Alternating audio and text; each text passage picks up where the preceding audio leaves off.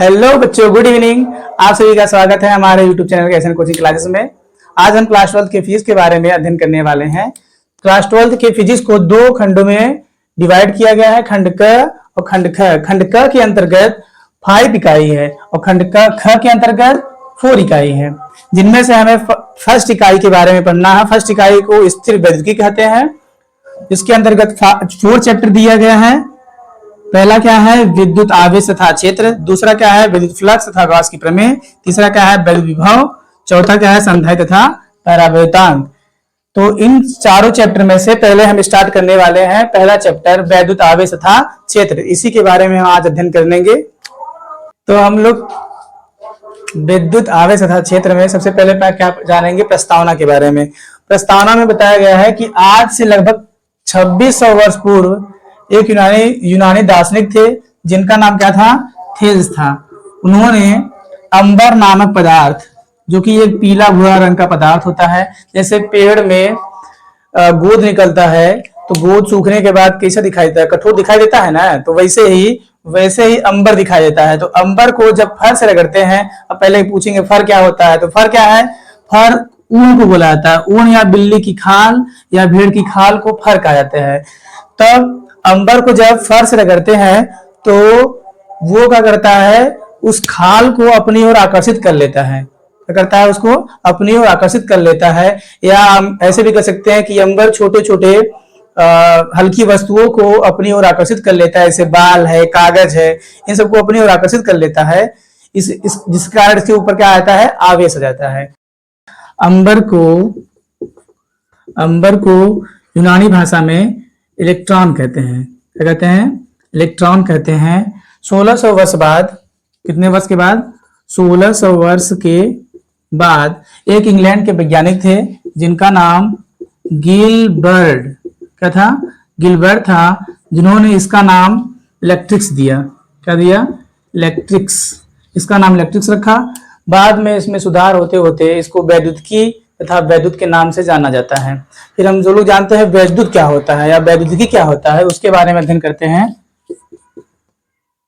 वैद्युत वैद्युत क्या होता है, ज्ञान की वह शाखा इसमें हम आवेश तथा आवेशित वस्तुओं के प्रभाव का अध्ययन करते हैं, विद्युत कहलाता है। क्या कहलाता है, विद्युत कहलाता है। विज्ञान की वह शाखा जिसमें हम आवेशित तथा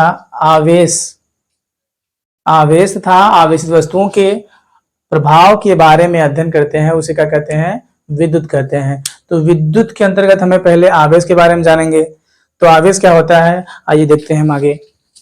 तो आवेश क्या होता है, आवेश के बारे में देखते हैं।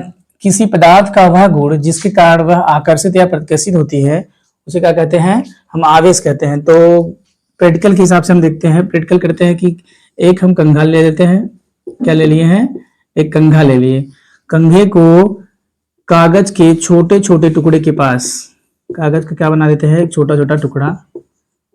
तो पनीर का टुकड़ा लग रहा है, क्या लग रहा है, पनीर का टुकड़ा समझ लीजिए। मान लीजिए कागज का टुकड़ा है, क्या है, कागज का टुकड़ा। ये कागज का टुकड़ा है और ये क्या है, कंघा है। जब हम कंघे को बाल में रगड़ने के बाद कागज के टुकड़े के पास ले जाएंगे तो कागज का टुकड़ा कंघे से जाके क्या हो जाता है, चिपक जाता है। इससे क्या पता चलता है कि कंघा आवेशित हो गया है। कंघा क्या हो गया है, आवेशित हो गया है। तो हम कह सकते हैं कि ये इसके अंदर आकर्षण की क्षमता आ गई है। क्या आ गई है, आकर्षण की क्षमता। तो इसका परिभाषा किताब में कैसे दिया है, हम उसको देखते हैं। किसी पदार्थ का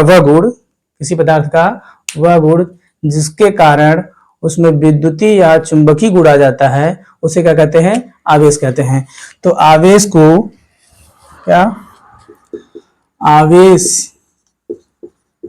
को Q से प्रदर्शित करते हैं। Q से प्रदर्शित करते हैं। आवेश को प्रदर्शित करते हैं, Q से प्रदर्शित करते हैं। आवेश का मात्रक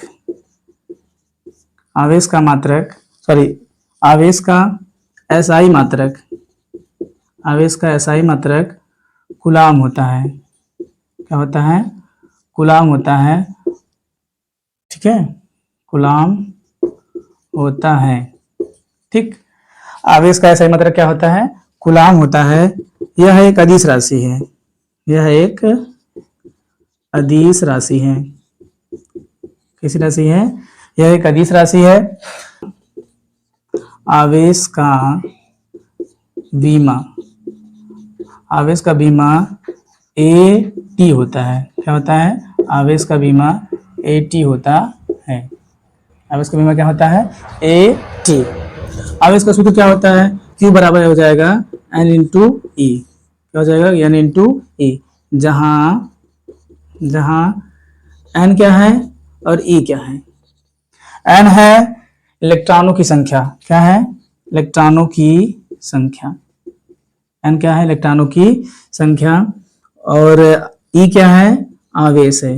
इसका आवेश है इलेक्ट्रॉन का आवेश। इलेक्ट्रॉन का आवेश कितना होता है? 1.6 × 10⁻⁻19 कूलम। कितना होता है? 1.6 × 10⁻⁻19 कूलम। इसका अन्य मात्रक क्या क्या होते हैं? इसके अन्य मात्रक बहुत सारे हैं, उनको हम देखते हैं। तो पहला है एम्पियर सेकेंड। क्या है? Ampere second. क्या है? Ampere second. दूसरा क्या है? कूलाम। दूसरा क्या है? कूलाम। ये एमकेएस प्रणाली के अंतर्गत आता है। किसके अंतर्गत आएगा? एमकेएस प्रणाली के अंतर्गत। दूसरा क्या है? तीसरा है ESU। क्या है? ESU। फिर क्या है? फ्रैंकलिन। क्या है? फ्रैंकलिन।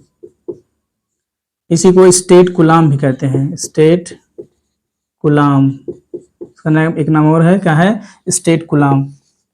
ESU का फुल फॉर्म क्या होगा? Electrostatic unit. Electrostatic unit. क्या क्या है? एम्पियर सेकेंड, कूलाम जो कि एमकेएस प्रणाली के अंतर्गत आता है। फिर ESU है। ESU का फुल फॉर्म क्या होगा? Electrostatic unit. Electrostatic unit. ये दोनों क्या है? CGS प्रणाली है। कैसे प्रणाली है? CGS प्रणाली है। इसके अलावा आता है EMU। क्या आता है? EMU। और है फैराडे। क्या है? फैराडे। क्या है?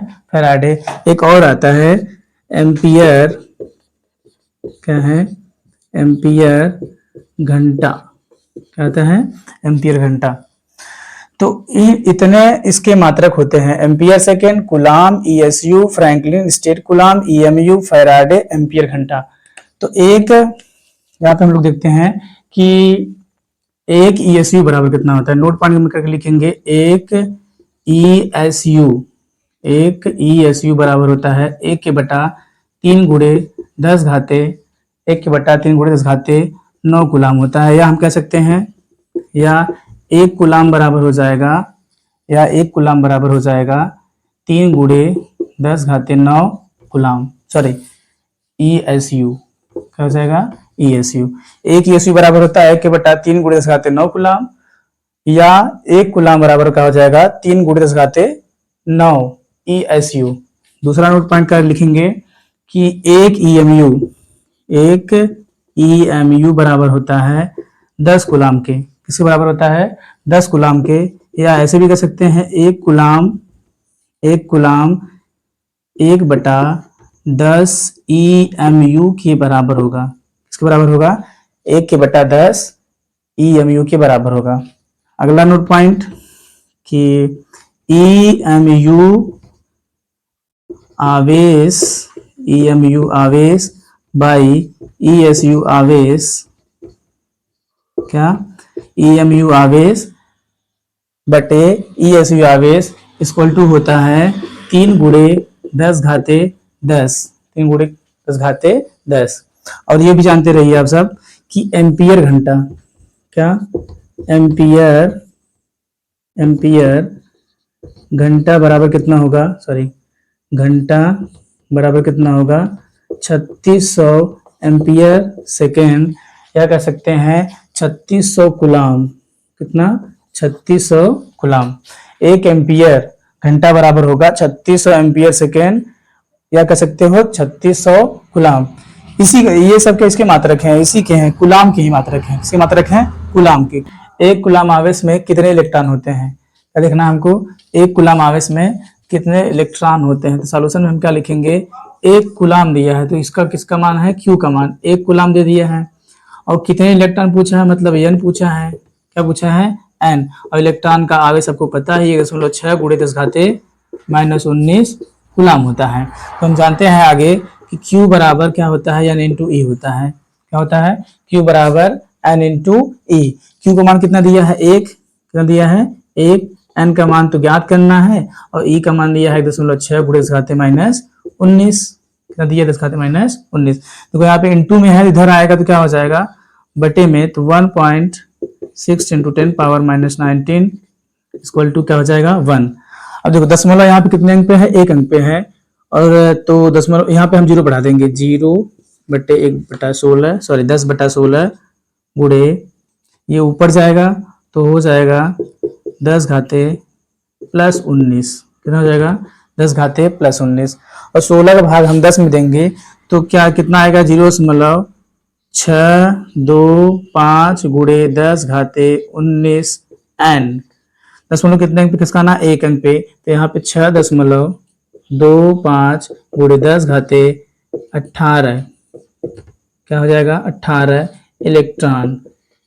तो आपको पता चल गया कि एक कूलाम आवेश में कितने इलेक्ट्रॉन होते हैं? 6.25 गुणे 10⁻+18 इलेक्ट्रॉन होते हैं। दूसरा क्वेश्चन है, एक धातु के गोले पर 2.0 गुणे 10⁻⁻9 कूलाम आवेश उपस्थित है।